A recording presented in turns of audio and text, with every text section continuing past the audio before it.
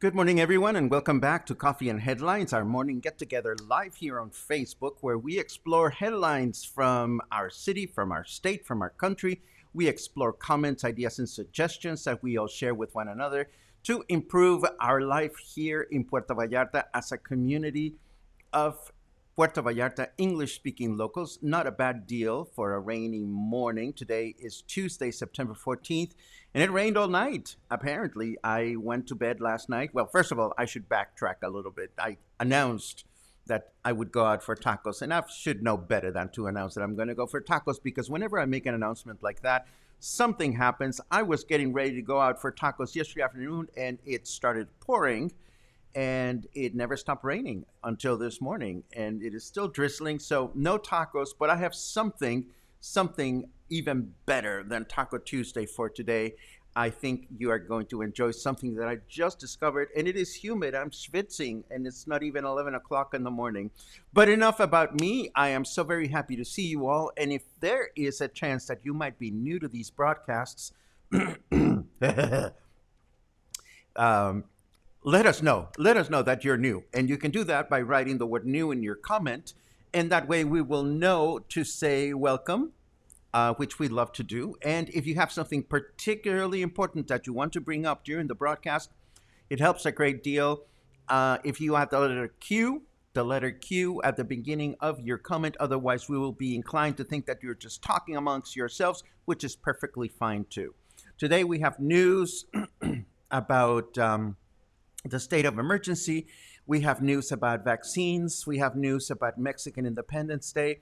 We have news about tlacuaches.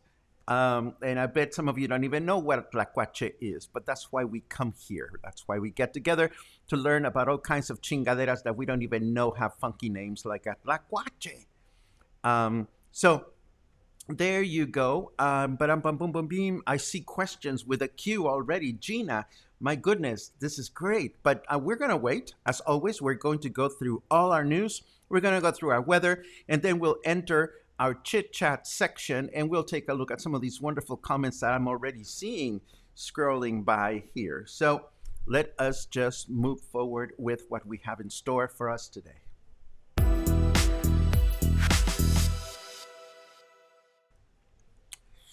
Okay, let's start with our declaration of emergency, Jalisco's declaration of emergency after Hurricane Nora passed through the region, causing damages near local rivers, was approved by the Federation, granting our state access to federal funds set aside for natural disasters.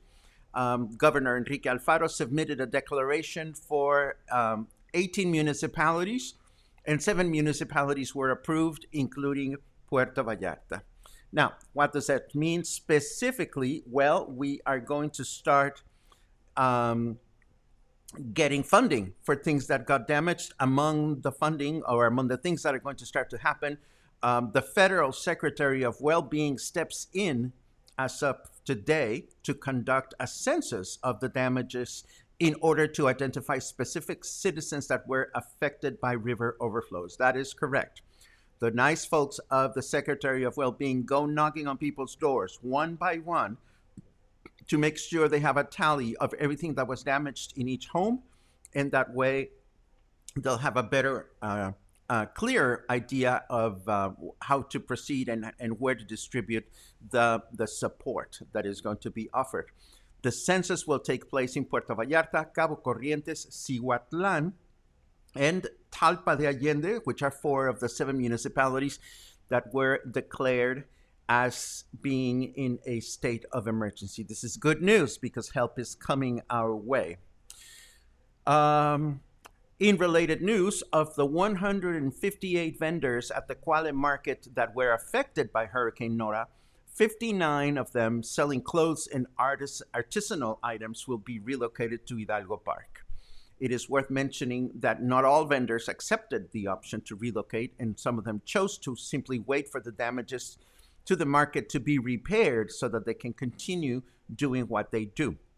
Those that did accept the offer, however, are waiting for the municipal government to provide tents and canopy stands for them to be able to do their work. This is expected to happen this week and could even be happening today.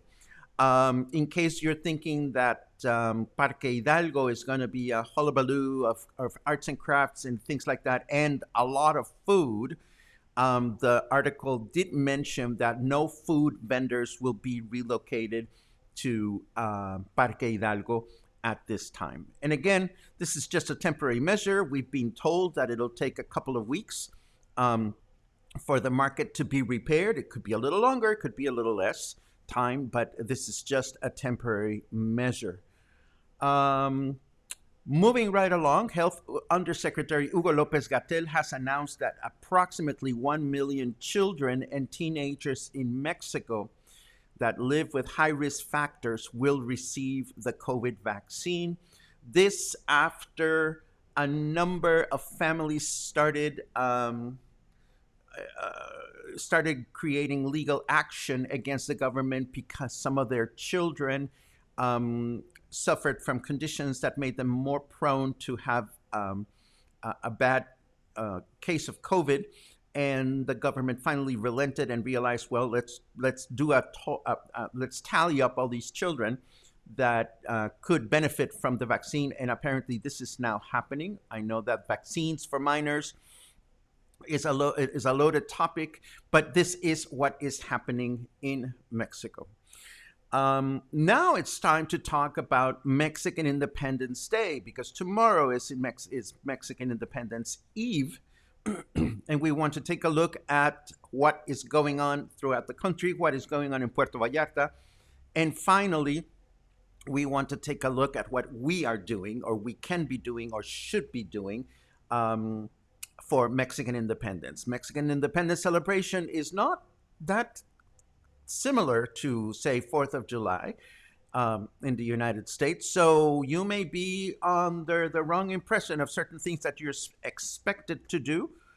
So we're going to talk a little bit about that. But let us start with what is going on in Mexico City for independence. Actually, even before we do that, let us do a quick recap. Mexican independence is celebrated on right before midnight on September 15, when usually the president or the governor in capital cities or the mayor in municipalities such as Puerto Vallarta, they come out and they chant a series of traditional cries that say, hooray for independence, hooray for the national heroes, hooray for so forth and so on. And that happens tomorrow night, or on the eve of Independence Day. This is followed by fireworks display. And then usually on the following day, in the morning, there is a parade. The parade in larger cities takes a military flavor combined with some traditional parade participants. And in municipalities such as Puerto Vallarta, in smaller places, it tends to be more of a folk parade with horses and so forth and so on. So that's what usually happens. What is going to happen is, well, let's start with Mexico City. In Mexico City, there will be a traditional grito or cry tomorrow evening, conducted by our president, Andres Manuel Lopez Obrador. And there will be a traditional military parade on Thursday morning, but both events will be without public attendance. There will be no public allowed into Mexico City Zocalo. People will be able to enjoy the celebrations on television and on social media.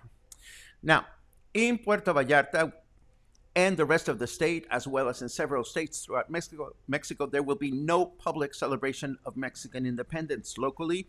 The celebration will be pre-recorded and available to watch on TV and social media. There will be no concerts, there will be no popular parties, and there will be no parades of any kind. So what about us? What do we do? Well, I cannot speak for all of Mexico because I'm just one Mexican boy, but I can tell you my father was one of the most patriotic men I know. My father, my family took Mexican independence seriously. We watched the parade from home. We watched the cries made by the president on television. And whenever the national anthem was performed, my father made us get up. And we were to listen to the national anthem with the official salute while the anthem was playing. So my father took Mexican independence very, very seriously. There was never drinking. There was no let's go out and have dinner for Mexican independence. There was no let's go out and watch the fireworks, simply because we didn't live close to where there were fireworks. This year there are no fireworks to be had. So do you go out and get shit-faced for Mexican Independence Day? No. Do you go out and have dinner for Mexican Independence Day? No, we don't do that. We don't do that. And why do I mention this?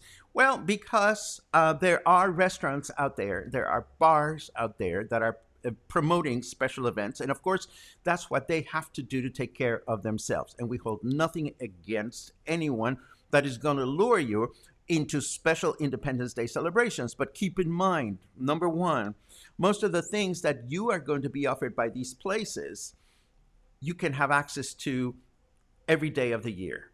You want to get shit-faced? There's booze all the time. You want to see Independence Day folk dancers? Folk dancers are everywhere. Do you want to try Mexican food? Mexican food is served 365 days a year in Mexico. So it's okay that these places are doing this, the restaurants and the bars, because that's what they have to do to take care of themselves. What do we have to do to take care of ourselves? Well, you know the drill.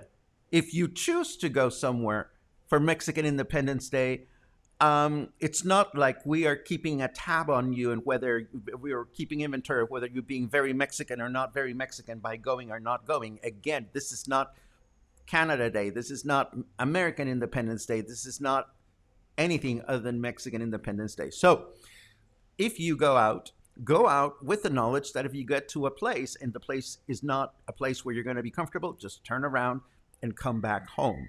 And that's just my good wish for everybody. And it's not like I don't want these restaurants and bars to succeed at what they're doing, but culturally speaking, we don't celebrate Independence Day that way. It is much more of a formal, festive celebration, but formal. Or at least that's the way I experienced it, and that's what I can talk about, I suppose.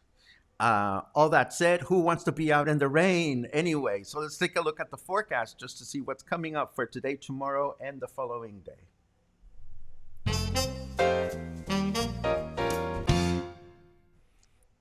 It's a beautiful sunny day. Ha ha, just kidding. It's raining. Yes, it is. And it's going to be raining all through the day today. Right now, we're enjoying a nice lower temperature. 25 degrees, feels like 29. Humidity is at 100%, so you can expect to be schwitzing everywhere you go if you decide to go out today. Our temperature in Fahrenheit degrees is 77. Our weather forecast for today, as I mentioned, it's going to be rainy and humid through the day. Tomorrow, we are going to have possible light rain in the afternoon and evening with a high temperature of 31, low temperature of 24. Wednesday, um, oh, I'm sorry. Tomorrow, that was the forecast for today. Duh. Tomorrow, Wednesday, we're going to have rain until morning, starting again in the evening. A lot of rain this week. High temperature of 30, low temperature of 24. Thursday, we're going to have possible light rain in the evening with a high temperature of 30, low temperature of 23. So there you have it. Now, let me switch over to a couple of other headlines that I want to share with you, starting with uh, this one from Noticias PV. Of all the local news outlets, it is Noticias PV or PV that tends to publish most citizens' reports of or complaints. I fondly think of this as the rant news outlet because they are the ones that are always reporting of holes in the pavement and this time and this and that. And this time around, they report on a sewer water leak that has been going on in Colonia Diaz Ordaz for weeks, if not months. And apparently, this is not due to CEPAL neglecting the problem. It is happening because apparently a construction company building condos caused the problem and has failed to address it. We mention this only because it so happens that this Friday we get to discuss Colonia Diaz Ordaz. And even though it may turn out to be a stinky maneuver, we will try to get to the bottom of this, no pun intended, and take a photo of the source of this caca water just to better understand what's going on and why it hasn't been fixed. And this, of course, is happening in lovely Diaz Ordaz neighborhood that we're going to talk about Friday. And that is that. Now, let us talk a little bit about tlacuaches. This sweet publication comes to us from Noti Espacio PV, and it concerns the lovely tlacuache. Check him out. Aren't they cute? Tlacuache or opossum. The opossum is a marsupial endemic to the Americas, and they are everywhere here.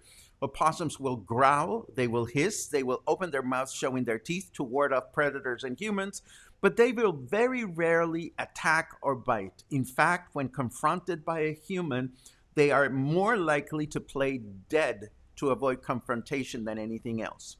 They are not particularly pretty, but according to this publication, they can handle up to 80 rattlesnake bites and eat ticks as though they were potato chips. In fact, we can all be grateful to tlacuaches for producing the antidote against rattlesnake bites. So if you come across a tlacuache, don't hurt them, don't kill them when you see them, and that is just a little bit of general information for you to enjoy. We're halfway through the month, and this is our second and last public service announcement about the fact that September in Mexico is Will and Testament Month, with law and notary offices offering discounts for you to put your papers in order in case you should kick the bucket unexpectedly. And last but not least, I want to tell you the fabulous news that replaced our Taco Tuesday. El Universal, national newspaper, tells us about an ambitious journey that Google Arts and Culture has undertaken exploring the richness and of Mexico's gastronomy through historic documents, interviews, arts, and so much more. And the beautiful thing is that, drum roll, it is available in English. And if you go into this website, part of the Google universe, you will find all this glorious content about Mexican food in English, of course, and there's just a lot of information, more than tacos and tequila, testimonies from people that cook the food, what kind of foodie you are, and you can explore many different options. Then there's all kinds of stories of people that do the traditional cooking. A chef. I mean, there's just so much information available here. It's not even funny. I just discovered this late last night, and I saw this website. I'm looking at the website for the first time this morning. Cooking with flowers, the flowers of the coffee field. There's just so much information about Mexican food. I think we can just dive into Google arts and culture for the next few days and discover this and just get really hungry in the process of doing that. And now I am going to very quickly rewind your comments just to see who's here and what you guys are up to. Starting with all your wonderful good mornings, which we appreciate very much. Um, um, Taco and THC Tuesday, that sounds like a good deal for me. Thank you very much, Trucha. Let's see. Okay. Well, that has no cue, so I have no idea what the hell you're talking about. Assuming buen dia is just an informal version of buenos dias, is it disrespectful for me to use it with my elders, with professionals, etc.? What an interesting question, Gina. From the city, I am from the big city, and in the big city, we are taught to say buenos dias. I noticed that in small provincial places like here, well, Puerto Vallarta is a big city, but a lot of people from Puerto Vallarta say buen dia, the singular, have a good day, as opposed to buenos dias, which means literally good mornings in plural. Neither is more formal than the other, and you would never be disrespectful for saying buen dia instead of buenos dias. It is just that people from a larger city might think it odd that you're using the singular good morning instead of good mornings, and vice versa. So there is no disrespect involved. Ba-dum-bum-bum-bum-bum. Let's see what else we have. Let's see what else we have. There's no cue attached, but how could I not say good morning to our dear Professor Harper? Good morning, baby. Let's see what else we have. Um, Carlos comments, no, there's no vaccines for folks in their 30s yet. There's no vaccines just yet. Um, is vives cabrones a disrespectful thing to say? Well, for starters, Julie, vives cabrones is not a well constructed expression to begin with. Uh, it's like putting two Spanish words together that don't go together properly. So it's not even respectful or disrespectful. It's nonsensical. There are, I think you might be thinking of a very popular expression, "Viva Mexico, cabrones." Um, and if you're celebrating and you're shit faced and you've been tequilaing and you've been sipping, it's not disrespectful to say that. That's just a very Mexican way to show joy for Mexican pride. But vives cabrones, sorry to say, makes no sense. Let's see what else.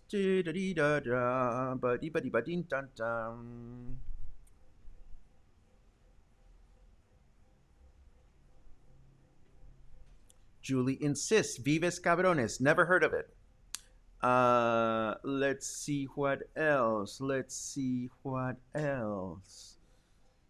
Let's see what else. Opossums are awesome and very beneficial. Thank you very much, Christy. I kind of thought you would appreciate that. Let's see what else.